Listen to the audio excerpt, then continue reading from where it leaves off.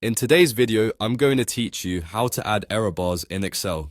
By the end, you'll know how to add standard deviation error bars to a bar chart and how to replace the default values with the exact numbers you've already calculated. Start by opening Excel and navigating to the workbook that contains your dataset.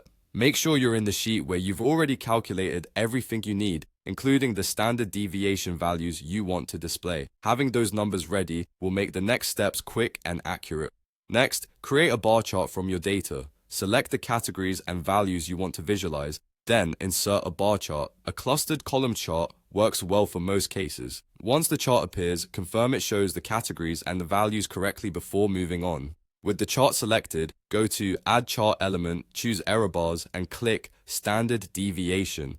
Excel will add generic standard deviation bars to your chart. These defaults are a good placeholder, but they don't reflect your specific calculations, so we'll now replace them with your own values. To do that, select the chart again, go back to Add Chart Element, hover over Error Bars, and choose More Error Bars options. This opens the formatting pane on the right. Make sure the first series in your chart is selected. If your chart only has one series, you're already set. If you have multiple series, use the drop-down in the formatting pane to choose the first one so the changes apply to the correct data. In the Format Error Bars pane, look for the section that controls the error amount. Choose Custom, then click Specify Value. You'll see two input fields, one for positive error values and one for negative error values. Click into the positive error field and select the full range of your calculated standard deviations that correspond to your data points. Then click into the negative error field and select the same range, unless you intentionally calculated different values for negative errors. Make sure you select only the numbers, not any headers, and that the number of cells matches the number of bars in your chart. Confirm your selection to apply. Your chart now displays error bars based on your own calculations. If anything looks off, double check that you selected the proper ranges and that your series selection is correct.